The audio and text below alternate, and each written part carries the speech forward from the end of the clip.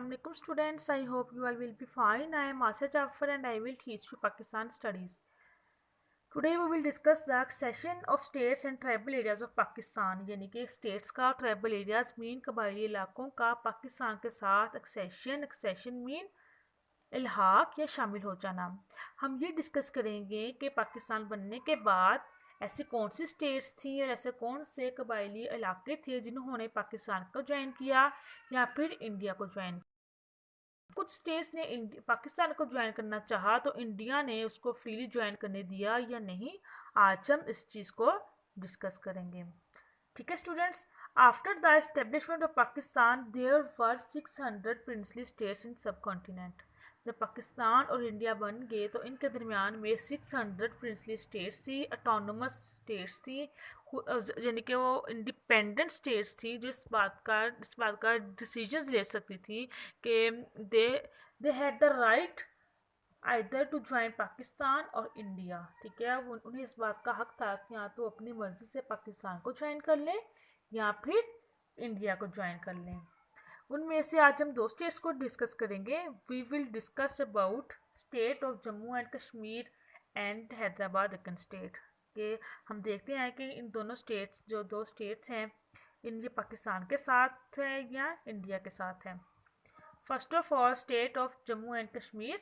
सबसे पहले हम देख लेते हैं कि जो जम्मू एंड कश्मीर है ये कहाँ पे लोकेटेड है। It is located in north of Pakistan and at the time of establishment of Pakistan when this state was autonomous the ruler of this state was Raja Hari Singh. ठीक है, उस टाइम इसका जो रूलर था वो राजा हरी सिंह था।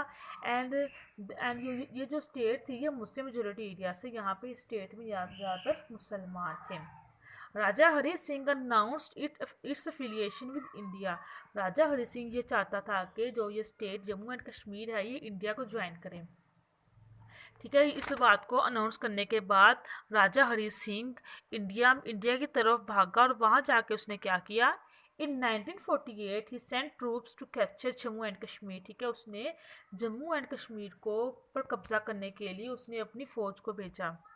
ठीक है, लेकिन जब उसने फौज को भेजा तो क्या हुआ, तो कश्मीरी मुजाहिदीन का रोल और इसमें का कश्मीरी मुजाहिदीन का रोल बहुत इंपॉर्टेंट है, क्योंकि जब राजा हरी सिंह ने ट्रूप्स को भेजा तो जो कश्मीरी मुजाहिदीन थे उन्होंने जम्मू एंड कश्मीर पर उन्हें कब्जा नहीं करने दिया। उन्होंने कहा कि हम मुस्लिम मेजोरिटी एरियाज़ के साथ जाएंगे, यानी कि हम पाकिस्तान के साथ जाएंगे, हम मुस्लिम माइनॉरिटी एरियाज़ यानी कि इंडिया को हम ज्वाइन नहीं करेंगे। जब कश्मीरी मुजाहिदीन ने ये सब कहा तो फिर जो राजा हरी सिंह था उसने यूएन को इसमें इन्वॉल्व किया। ठीक है, इसके अकॉर्डिंग फिर क्या हुआ, सीज़ फायर हुआ। सीज़ फायर मीन के जंग को यानी कि दोनों के दरमियान जो लड़ाई थी इस बात को रोक दिया गया और किस बात का फैसला हुआ, प्लेबिसाइड का। Plebiscite mean voting. यूएन ने इस बात को डिसाइड किया कि आप दोनों लड़ाई ख़त्म करें और वोटिंग करें कि कौन से एरियाज पाकिस्तान के साथ जाएंगे, कि पाकिस्तान के साथ कौन जाना चाहता है और इंडिया के साथ कौन जाना चाहता है। ठीक है, फिर जिस कंट्री के ज़्यादा वोट होंगे तो ये जम्मू एंड कश्मीर उस कंट्री को ज्वाइन करेगा। ठीक है, इस तरह से इस बात का डिसीजन होना था।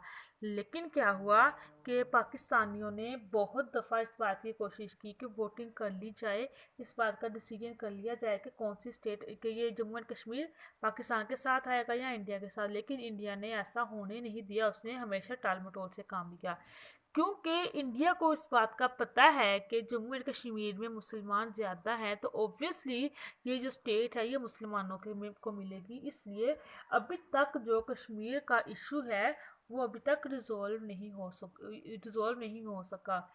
ठीक है, अभी तक ये अनसॉल्व इशू है और सबको इस बात की उम्मीद है कि मे बी फ्यूचर में इसका कोई अच्छा फ़ैसला हो जाए, ये जम्मू एंड कश्मीर स्टेट है ये पाकिस्तान को मिल जाए। ठीक है स्टूडेंट्स, ये था कि state of Jammu and Kashmir जो कि जिसका डिसीजन अभी तक पेंडिंग है। नेक्स्ट स्टेट है Hyderabad Deccan state. Capital of present day southern states of India. ठीक है, जो इंडिया की स्टेट्स हैं आंध्र प्रदेश एंड तेलंगाना, ये दो स्टेट्स हैं इंडिया की जिनका जो प्रेसिडेंट है जिनका कैपिटल है ये हैदराबाद दिक्कन है। इन दो इंडिया की ये दो स्टेट्स का प्रेसिडेंट हैदराबाद दिक्कन है और ये हिंदू मेजोरिटी एरियाज़ हैं, यहाँ पे हिंदुओं के इलाके हैं। और उस वक़्त जो रूलर होता था उसे निज़ाम कहते थे। और जो यानी कि जब ये स्टेट ऑटोनोमस थी तब इसके रूलर को निज़ाम कहते थे। And Nizam wanted to keep this state autonomous, और जो निज़ाम था वो चाहता था कि हम अलग से रहें, हम किसी के साथ ना मिलें, क्योंकि उस वक़्त स्टेट्स को ये राइट था कि वो या तो किसी को ज्वाइन कर लें या फिर वो अकेले रह लें, खुद ही रह लें, इंडिपेंडेंट स्टेट रहें। उस वक़्त निज़ाम ये चाहता था कि हमारी स्टेट ऑटोनोमस, हम किसी को भी ज्वाइन ना करें। लेकिन जब इंडिया को इस बात का पता चला तो इंडिया को ये बात बर्दाश्त ना हुई कि यहाँ पे हिंदू मेजोरिटी एरिया है जो, और ये अकेला रहेगा। इंडिया ने फिर क्या किया, इंडिया ने फिर फोर्सफुली इस स्टेट को ऑक्यूपाई कर लिया। इंडिया ने फिर इस स्टेट यहाँ पे अपने ट्रूप्स भेजे, जिसके ज़रिए से उन्होंने हैदराबाद दिक्कन स्टेट पर कब्जा कर लिया। स्टूडेंट्स, जैसा कि हम पाकिस्तान के जो हमने अर्ली प्रॉब्लम्स को डिस्कस किया था उसमें भी हमने देखा था कि जब मिलिट्री असेट्स की डिवीज़न की बात हुई थी तो पाकिस्तान को कुछ भी नहीं मिला था।